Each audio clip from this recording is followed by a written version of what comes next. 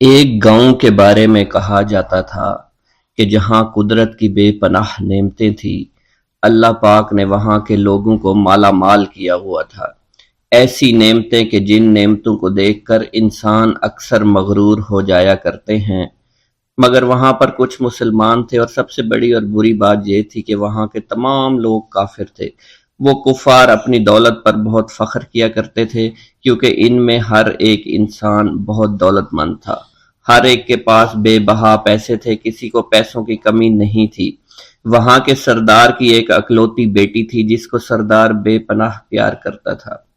اس سردار کی بیٹی بے پناہ مغرور، ظالم، گھمنڈی تھی۔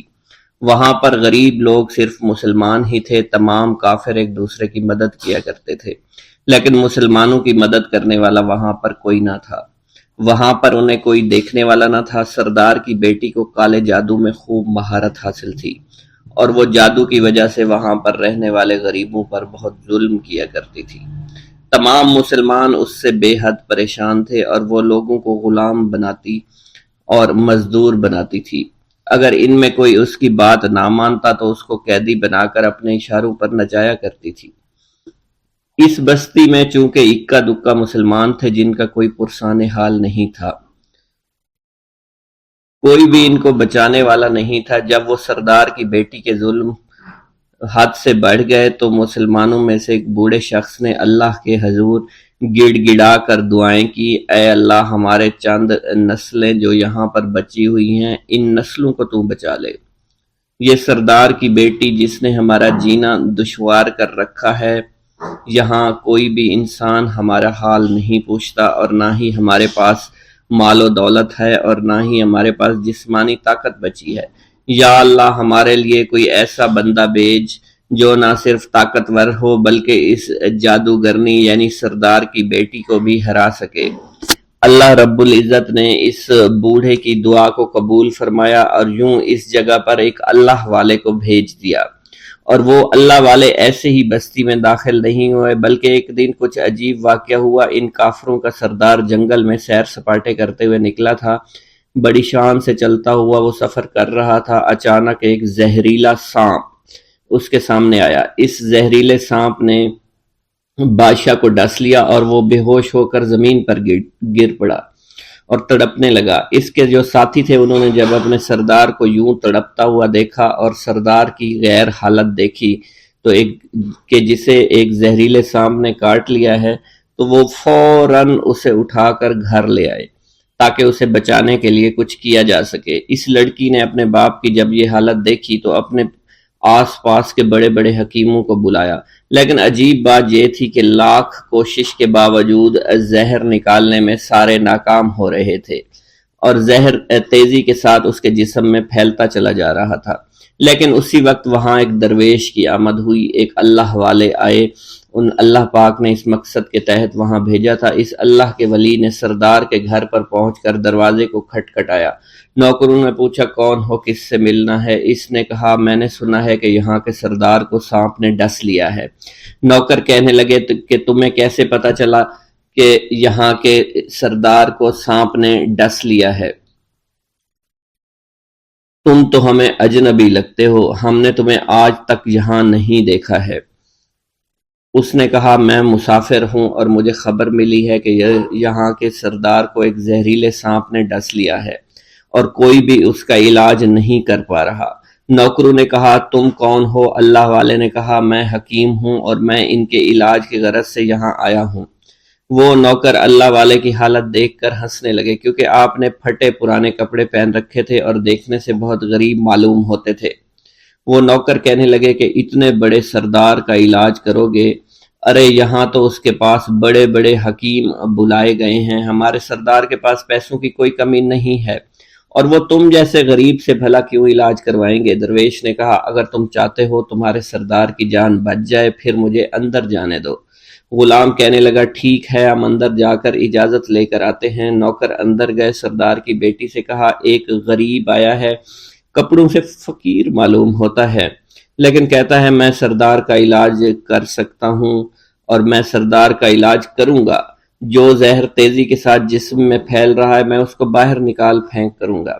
اس کی بیٹی کہنے لگی ٹھیک ہے بلا لو۔ جب وہ اللہ والے اس کے گھر کے اندر گئے تو دیکھا سردار تڑپ رہا تھا، ٹانگ کو بار بار بستر پر پٹخ رہا تھا۔ اللہ والے نے اس کے پیر کی طرف دیکھا جہاں سانپ نے اس کو کاٹا تھا، اسی جگہ اللہ والے نے تھوک دیا، فوراً وہاں سے بھاگ گئے۔ اس کے سارے سپاہی اس کی بیٹی دیکھ کر حیران رہ گئے کہ یہ بھلا کون سا دیوانہ ہے، کمرے میں آیا، علاج کی بجائے اسی جگہ پر تھوک دیا جہاں صرف کاٹا تھا، اور بھاگ بھی گیا۔ اس کو کوئی گرفتار نہیں کر سکا۔ سردار کی بیٹی غصے میں تل ملا اٹھی کہ اس نے جو گستاخی کی ہے اس کی کوئی بات نہیں،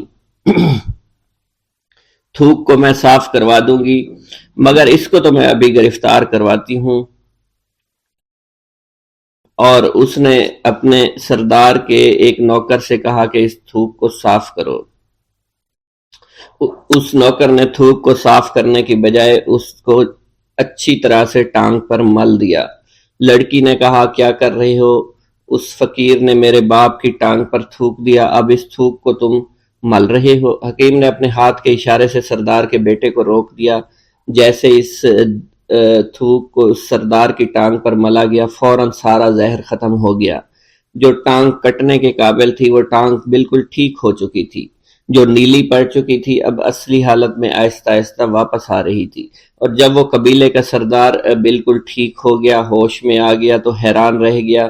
اسے بتایا کہ فقیر بابا کے تھوک کی وجہ سے آپ ٹھیک ہوئے ہیں۔ اس نے کہا وہ بزرگ تو ہمارے لیے مسیحا ہے، تم لوگوں نے انہیں جانے کیوں دیا؟ انہیں میرے پاس لے کر آؤ، انہوں نے ہم پر بہت بڑا احسان کیا ہے، ہم اس کے احسان کا بدلہ ضرور چکائیں گے۔ اس کی بیٹی جو خاموشی سے باپ کو دیکھ رہی تھی، اس نے کچھ بھی نہ کہا۔ گاؤں کے سردار کے کہنے پر سارے سپاہی اللہ والے کو ڈھونڈنے کے لیے نکل گئے۔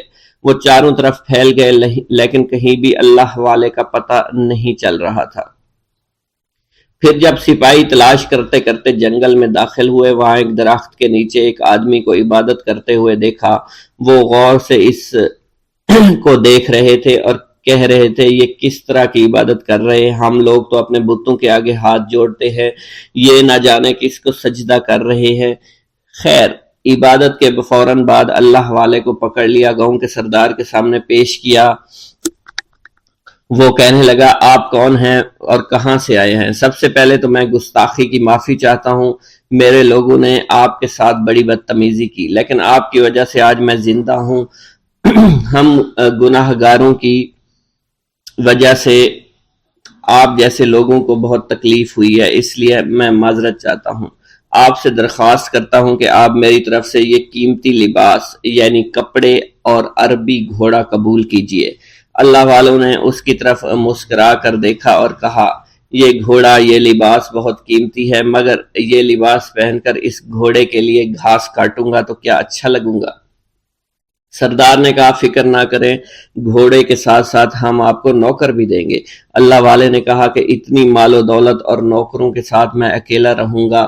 گاؤں کا سردار بولا حضور آپ کی یہ بات سن کر میں سوچ میں گم ہو گیا ہوں، لیکن یہ میری بیٹی آپ کے سامنے حاضر ہے۔ بیٹی حیرت سے اپنے باپ کو دیکھ رہی تھی کہ میرا باپ اب کیا کہنے والا ہے۔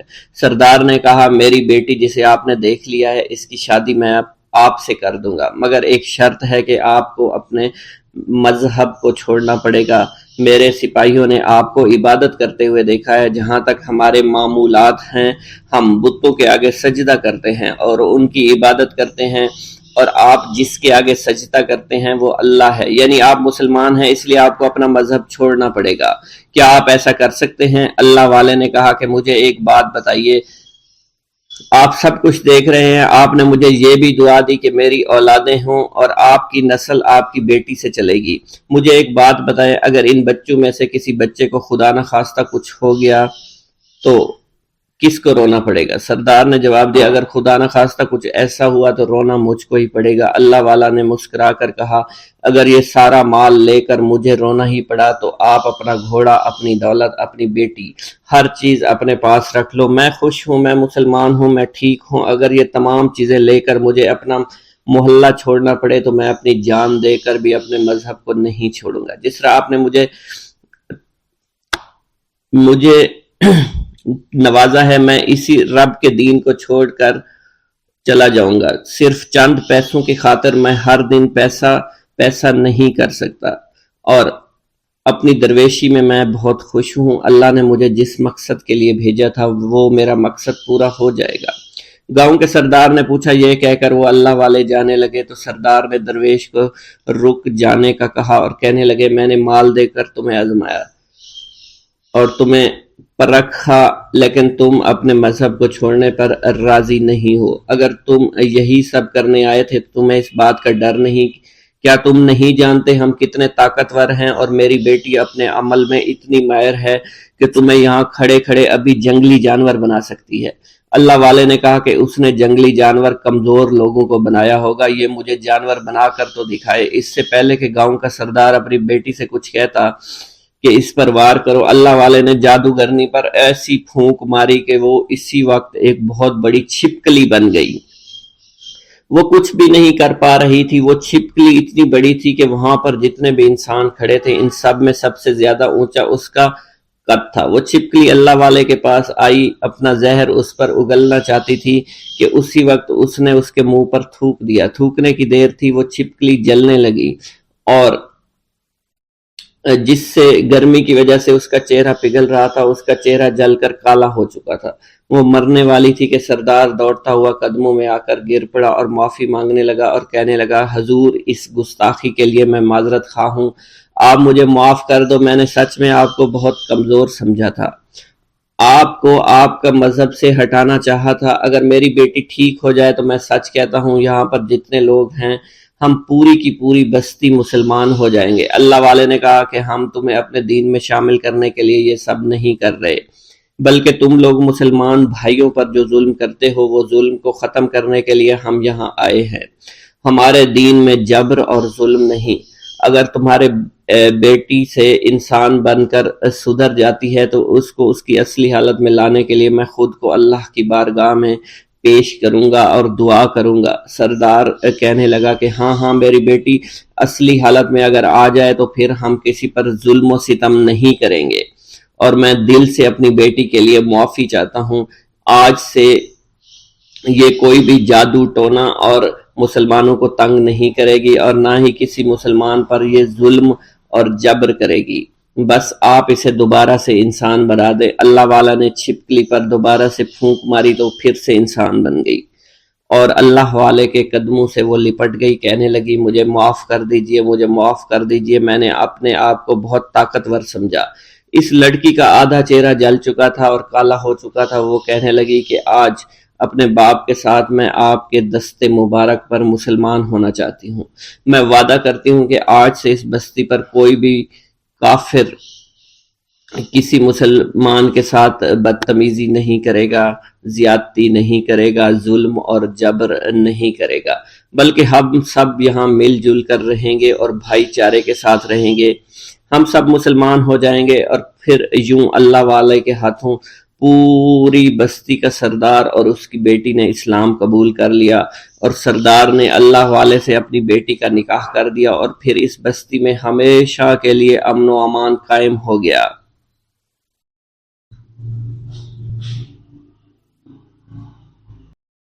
بسم اللہ الرحمن الرحیم۔ السلام علیکم۔ حضور سیدنا غوث اعظم فرماتے ہیں، میں 10 برس کی عمر میں اپنے شہر کے مکتب میں حصول علم کے لیے جایا کرتا تھا۔ اس وقت میرے ساتھ ملائکہ بھی ہوتے تھے جو میرے آگے پیچھے میری حفاظت کی غرض سے چلتے تھے۔ جب میں مدرسہ پہنچتا تھا تو وہ بار بار منادی کرتے تھے، اللہ کے ولی کے لیے جگہ خالی کر دو، چنانچہ وہ میرے لیے جگہ خالی کر دیتے تھے۔ ایک مرتبہ میں نے ایک ایسے شخص کو دیکھا جس نے فرشتوں کی آواز سن کر کہا کہ یہ نہایت معزز گھرانے کا فرد ہے، اور ان قریب اس کو وہ عظمت اور بزرگی حاصل ہوگی جس میں کوئی مزاحمت نہ ہوگی، اس کو ایسا قرب نصیب ہوگا کہ اس کو کوئی فریب نہ دے سکے گا۔ پھر 40 برس بعد میں نے اس شخص کو پہچانا، وہ شخص ابدالوں میں سے تھا۔ حضرت شیخ ابو سعود احمد بن ابی بکر سے مروی ہے، حضور سیدنا غوث اعظم نے فرمایا، میں 25 سال تک تنہا عراق کے بیابانوں میں پھرتا رہا۔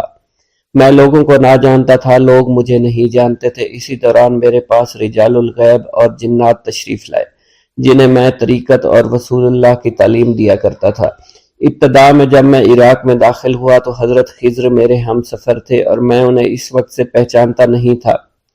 ان کے ساتھ میرا معاہدہ ہوا کہ میں ان کے کسی حکم کی خلاف ورزی نہیں کروں گا۔ ایک مرتبہ انہوں نے مجھے ایک جگہ بیٹھنے کا حکم دیا، میں اسی جگہ 3 سال بیٹھا رہا۔ سال میں ایک مرتبہ حضرت خضر میرے پاس تشریف لاتے اور فرماتے یہی تیرا مقام ہے جہاں تجھے پہنچایا گیا ہے۔ اس عرصہ کے دوران تمام نفسانی خواہشات مجھ پر انسانی شکل میں وارد ہوئیں، لیکن اللہ نے مجھے ہر موقع پر استقامت عطا فرمائی اور مجھے ان خرافات سے بچائے رکھا۔ ابتدا میں میرا نفس مجاہدہ کا کوئی طریقہ اختیار کرتا تو میں اس پر قائم ہو جایا کرتا تھا اور کسی چیز کو قبول نہیں کرتا تھا۔ ایک طویل مدت تک اپنا گلا گھونٹتے ہوئے میں نے مدائن کے جنگلوں میں مجاہدات میں مشغول رہا۔ حضور سیدنا غوث اعظم فرماتے ہیں میں نے اپنے نفس کو مختلف مجاہدوں اور ریاستوں اور مشقتوں میں ڈالے رکھا۔ 1 سال تک میں گری ہوئی چیزیں اٹھا کر کھاتا رہا، اسی دوسرے سال میں صرف پانی پر گزارا کرتا رہا اور تیسرے سال میں نے کچھ نہ کھایا اور نہ پیا نہ ہی سویا۔ ایک مرتبہ شدید سردی کی وجہ سے میں ایوان کسریٰ کے کھنڈرات میں سویا تو رات بھر میں 40 مرتبہ احتلام ہوا۔ میں نے ہر مرتبہ دریائے دجلہ پر جا کر غسل فرمایا، پھر نیند کے خوف سے محل کے اوپر ایک ویران جگہ پر چڑھ گیا اور وہاں 2 سال تک قیام کیا، حتیٰ کہ سردی کے سوا کوئی شے کھانے کو میسر نہیں تھی۔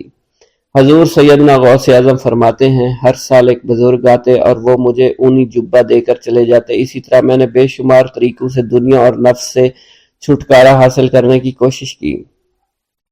لوگ مجھے دیوانہ سمجھتے تھے، میں برہنہ جسم جنگلوں میں چلا جاتا، کانٹوں پر لوٹا شور مچایا کرتا، میرے تمام بدن سے خون جاری ہو جایا کرتا۔ لوگ مجھے اٹھا کر شفا خانے لے جایا کرتے جہاں میری حالت مزید بگڑ جایا کرتی۔ ایک وقت ایسا آیا جب مجھ میں اور مردہ میں کوئی فرق نہ تھا۔ لوگ کفن لے آئے اور غسال کو بلوایا کہ وہ مجھے غسل دے۔ ابھی انہوں نے مجھے غسل دینے کے لیے ایک تختہ پر لٹایا، میری حالت درست ہو گئی، میں اٹھ کھڑا ہوا۔ طریقت کی ان پرخطر راہوں میں نہ تو میں کبھی خوف زدہ ہوا، نہ کبھی میرا نفس مجھ پر غالب پا سکا اور نہ ہی دنیا کی آسائش مجھے حیران کر سکی۔ حضور سید غوث اعظم فرماتے ہیں شیطان نے میرے گرد بے شمار جال بچھائے۔ جب میں نے ان سے کہا یہ کیا ہے، اس نے کہا یہ دنیاوی آلائشیں ہیں اور میں ان جالوں میں سے تم لوگوں کا شکار کیا کرتا ہوں۔ میں نے 1 سال تک شیطان کا مقابلہ کیا، اس کے بچھائے ہوئے تمام جالوں کو ختم کیا۔ اس کے بعد میرے سینے کو کھول دیا گیا اور مجھ پر بے شمار خلائق ظاہر ہوئے۔ حضور سیدنا غوث اعظم فرماتے ہیں میں نے دریافت کیا کہ یہ اللہ ایک کیسے ہے؟ جواب ملا یہ خلق کے اسباب ہیں جو تم سے ملے ہوئے ہیں۔ میں سال بھر ان کی جانب متوجہ رہا یہاں تک کہ وہ مجھ سے جدا ہو گئے۔ جب مجھ پر باطن ظاہر ہوا تو میں اپنے قلب کو بہت سے علائق سے ملوث پایا۔ میں نے دریافت کیا یہ علائق کیا ہیں؟ جواب ملا یہ تمہارے ارادے، تمہارے اختیارات ہیں۔ چنانچہ 1 سال تک ان کی جانب متوجہ رہا یہاں تک کہ وہ سب علائق مجھ سے دور ہو گئے اور میرا قلب ان غلاظتوں سے نجات پا گیا۔ حضور سیدنا غوث اعظم فرماتے ہیں پھر میں نے توکل کے دروازے پر آیا، میرا مقصد پورا ہو، لیکن جب میں توکل کے دروازے پر پہنچا بے شمار لوگ وہاں موجود تھے۔ میں ہجوم کو چیرتا بڑھا اور شکر کے دروازے پر پہنچ گیا، یہاں بھی لوگوں کا جمع غفیر موجود تھا، اسے بھی چیرتا آگے بڑھا اور مشاہدہ کے دروازے پر پہنچ گیا، یہاں پر موجود ہجوم کو بھی چیرتا ہوا اندر داخل ہوا، حتیٰ کہ سب سے آخر میں مجھے فقر کے دروازے پر لا دیا گیا۔ فقر کا دروازہ خالی تھا۔ جب میں اس دروازے میں داخل ہوا تو دیکھا جن جن چیزوں کو میں نے ترک کیا تھا وہ سب یہاں موجود تھی۔ یہاں مجھے ایک بہت بڑے روحانی خزانے کی فتوحات سے نوازا گیا، میرے لیے تمام دنیا کے خزانے کھول دیے گئے، مجھے روحانی عزت، دائمی غنا اور خالص آزادی عطا فرمائی گئی۔ میری تمام چیزیں جو میری ہستی اور میری صفات سب معدوم ہو گئی تھی، وہ میری ہستی کی جگہ کسی اور نے لے لی تھی۔ حضرت شیخ ابو سعید مخزومی نے حضور سیدنا غوث اعظم کو خرقہ خلافت سے نوازا اور فرمایا اے عبد القادر، یہ وہ خرقہ ہے جو حضور نبی کریم صلی اللہ علیہ وسلم نے سیدنا علی المرتضیٰ کو عطا فرمایا۔ سیدنا علی المرتضیٰ نے یہ خرقہ خواجہ حسن بصری کو عطا فرمایا، جس سے ہوتا ہوا یہ مجھ تک پہنچا، اور یہ تمہاری امانت تھی جو میں نے تم تک پہنچا دی۔ حضور سیدنا غوث اعظم نے جب خرقہ مبارک کو زیب تن کیا تو آپ پر بے شمار انوار و تجلیات کی بارش ہونا شروع ہو گئی۔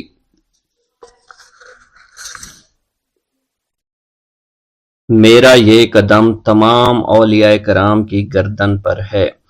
ایک مرتبہ محلہ حلبہ میں اپنے مہمان خانے میں واز فرماتے ہوئے حضور سیدنا غوث اعظم پر اچانک حالت کشف طاری ہوئی۔ آپ رحمت اللہ علیہ نے فرمایا، میرا یہ قدم ہر ولی اللہ کی گردن پر ہے۔ یہ ارشاد سن کر تمام اولیاء اللہ نے اپنی گردنیں جھکا دیں۔ صلحائے امت نے اس کی توضیح فرمائی ہے کہ آپ رحمت اللہ علیہ کے عہد مبارک اور بعد میں قیامت تک آپ کی عطا کے بغیر ولی اللہ ولایت کے درجے پر فائز نہیں ہو سکتا۔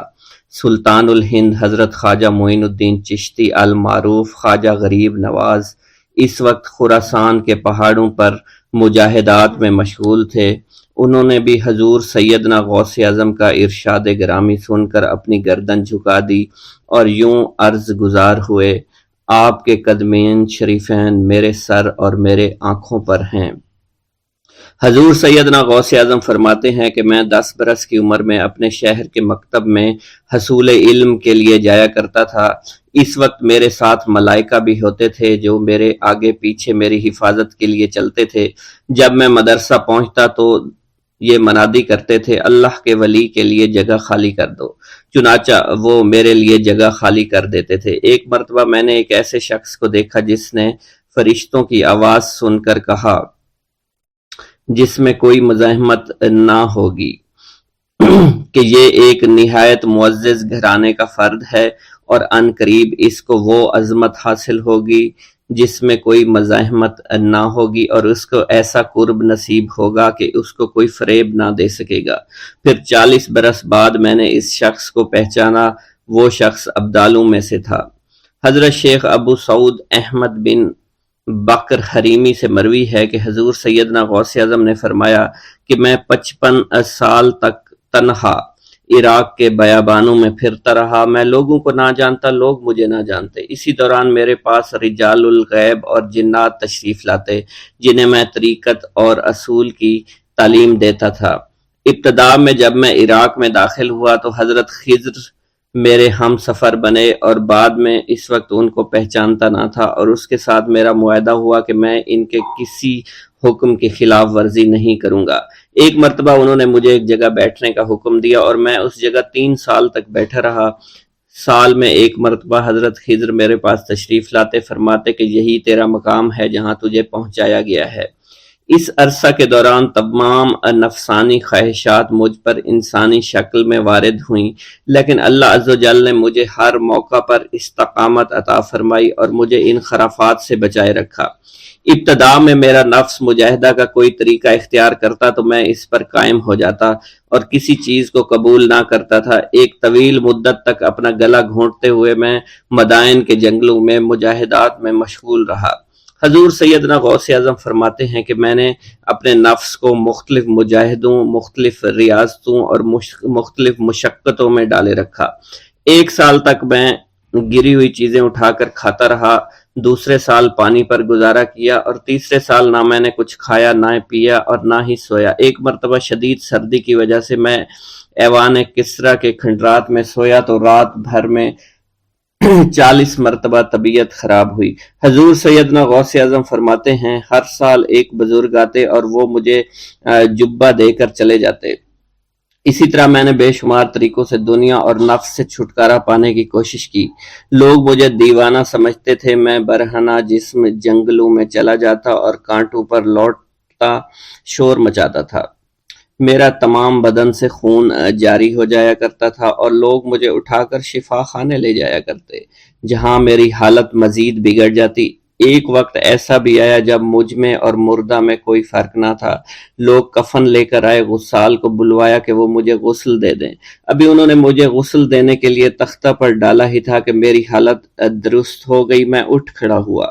طریقت کی ان پرخطر راہوں میں نہ تو میں کبھی خوف زدہ ہوا اور نہ کبھی میرا نفس مجھ پر غلبہ پا سکا، اور نہ ہی دنیا کی آرائش مجھے حیران کر سکی۔ حضور سیدنا غوث اعظم فرماتے ہیں شیطان نے میرے گرد بے شمار جال بچھائے۔ جب میں نے اس سے کہا کہ یہ کیا ہے تو اس نے کہا یہ دنیاوی چیزیں ہیں اور میں ان جالوں سے تم جیسوں کو شکار کرتا ہوں۔ میں نے 1 سال تک شیطان کا مقابلہ کیا، اس کے بچھائے ہوئے تمام جالوں کو ختم کر دیا۔ اس کے بعد میرے سینے کو کھول دیا گیا اور مجھ پر بے شمار خلائق ظاہر ہوئے۔ حضور سیدنا غوث اعظم فرماتے ہیں میں نے دریافت کیا کہ یہ اللہ کیسے ہیں؟ جواب ملا کہ یہ خلق کے اسباب ہیں جو تم سے ملے ہوئے ہیں۔ میں سال بھر ان کی جانب متوجہ رہا یہاں تک کہ وہ مجھ سے جدا ہو گئے۔ جب مجھ پر میرا باطن ظاہر کیا گیا تو میں نے اپنے قلب کو بہت سے علائق سے ملوث پایا۔ میں نے دریافت کیا کہ یہ علائق کیا ہیں؟ جواب ملا یہ تمہارے ارادے، تمہارے اختیارات ہیں۔ چنانچہ 1 سال تک ان کی جانب متوجہ رہا کہ وہ مجھ سے دور ہو گئے۔ میرا قلب ان تمام غلاظتوں سے نجات پا گیا۔ پھر مجھ پر میرے نفس کو ظاہر کیا گیا، میں نے اس کا مشاہدہ کیا، مجھے معلوم ہوا اس کے ساتھ کچھ امراض اور بھی ہیں اور نفس کی خواہشات زندہ ہیں، نفس کا شیطان سرکش ہے۔ چنانچہ میں نے سال بھر پھر توجہ دلائی اور میرے نفس کے تمام امراض سرے سے ہی ختم ہو گئے اور اس کے شیطان نے کلمہ پڑھ لیا اور پھر میرے تمام امور اللہ کے لیے ہو گئے اور میں اپنی ہستی سے باہر نکل آیا۔ حضور سیدنا غوث اعظم فرماتے ہیں پھر میں توکل کے دروازے پر آیا تاکہ میرا مقصد پورا ہو، لیکن جب میں نے توکل کے دروازے پر پہنچا تو بے شمار لوگ موجود تھے۔ میں اس ہجوم کو چیرتا ہوا آگے بڑھا اور شکر کے دروازے پر پہنچ گیا، یہاں پر بھی لوگوں کا جمع غفیر موجود تھا، اسے بھی چیرتا ہوا آگے بڑھا اور مشاہدہ کے دروازے پر پہنچ گیا اور یہاں پر موجود ہجوم کو چیرتا ہوا اندر داخل ہوا، حتیٰ کہ سب سے آخر میں مجھے فقر کے دروازے پر لایا گیا۔ فقر کا دروازہ خالی تھا۔ جب اس دروازہ میں داخل ہوا تو دیکھا جن جن چیزوں کو میں نے ترک کیا تھا وہ سب یہاں موجود تھیں۔ یہاں مجھے ایک بہت بڑے روحانی خزانے کی فتوحات سے نوازا گیا اور میرے لیے تمام دنیا کے خزانے کھول دیے گئے۔ مجھے روحانی عزت، دائمی فنا اور خالص آزادی عطا فرمائی گئی۔ میری تمام چیزیں جو میری ہستی اور میری صفات سب معدوم ہو گئیں اور میری ہستی کی جگہ کسی اور نے لے لی۔ حضرت شیخ ابو سعید مخزومی نے حضور سیدنا غوث اعظم کو خرقہ خلافت سے نوازا اور فرمایا اے عبد القادر یہ وہ خرقہ ہے جو حضور نبی کریم صلی اللہ علیہ وسلم نے حضرت سیدنا علی المرتضیٰ کو عطا فرمایا، اور حضرت سیدنا علی المرتضیٰ نے یہ خرقہ حضرت خواجہ حسن بصری کو عطا فرمایا تھا، جس سے ہوتا ہوا یہ خرقہ مجھ تک پہنچا اور یہ تمہاری امانت تھی جو میں نے تم تک آج پہنچا دی ہے۔ حضور سیدنا غوث اعظم نے جب خرقہ مبارک کو زیب تن کیا تو آپ پر بے شمار انوار و تجلیات کی بارش ہونا شروع ہو گئی۔ حضور سیدنا غوث اعظم نے حضرت شیخ ابو سعید مخزومی کے مدرسہ میں تدریسی فرائض سر انجام دینا شروع کر دیے۔ آپ کے لیے فی الحال تدریسی مصروفیات کے علاوہ کوئی کام نہ تھا۔ آپ کی شبانہ روز کی محنت سے آپ کے نام کا شعرہ کچھ ہی دنوں میں سارے بغداد میں پھیل گیا۔ طلبہ دور دراز کے علاقوں سے علم کے حصول کے لیے آنے لگے۔ طلبہ کی تعداد جب مزید بڑھنا شروع ہو گئی تو ارد گرد کے کئی مکانات کو خرید کر مدرسہ میں داخل کر لیا گیا۔ کتب سیر میں منقول ہے کہ 528 ہجری میں آپ مدرسہ نظامیہ کی وسیع عمارت تعمیر فرما چکے تھے۔ اس مدرسہ کی تعمیر میں آپ نے بحیثیت مزدور بھی حصہ لیا تھا۔ حضرت شیخ ابو الخشاب سے مروی ہے کہ میں جوانی میں جب علم نحو پڑھ رہا تھا تو لوگوں نے مجھے حضور سیدنا غوث اعظم کے پاس جانے کا مشورہ دیا اور اس کی وجہ سے مجھے بھی اشتیاق ہوا کہ میں آپ کا واز سنوں۔ ایک مرتبہ کچھ لوگوں کے ہمراہ آپ کی مجلس میں دوستوں کے ہمراہ حاضر ہوا۔ آپ نے میری جانب توجہ کرتے ہوئے فرمایا ہماری صحبت اختیار کر لو۔ چنانچہ میں نے آپ کے فرمان کے مطابق آپ کی صحبت کو اختیار کر لیا۔ آپ نے مجھے علم نحو کے علاوہ علوم عقلیہ اور تقلد حاصل کیے جس سے مجھے کوئی واقفیت پہلے نہیں تھی۔ 1 سال کے عرصہ میں آپ کی نظر کرم سے میں نے وہ علوم حاصل کر لیے جو گزشتہ اتنی عمر گزارنے کے باوجود بھی مجھے حاصل نہیں ہوئے تھے۔ منقول ہے حضرت شیخ بقا بن بطو، شیخ علی بن ہیتی اور شیخ کیلوی جب حضور سیدنا غوث اعظم کے مدرسہ میں آتے تو جھاڑو دیا کرتے تھے اور چھڑکاؤ کرتے تھے، لیکن آپ کی اجازت کے بغیر کبھی اندر داخل نہ ہوتے تھے۔ اجازت ملنے کے بعد آپ حضرات اندر داخل ہوتے اور اجازت ملنے پر ہی بیٹھتے تھے۔ آپ سے امان طلب کرتے اور امان مل جانے کے بعد مؤدب ہو کر بیٹھ جاتے۔ جس وقت آپ کہیں جانے کا ارادہ کرتے تو یہ حضرات سواری کے ہمراہ چلتے۔ آپ انہیں اس فعل سے منع فرمایا کرتے تھے اور کہتے تھے کہ ہمیں آپ کے ذریعے قرب الہی حاصل ہوا ہے۔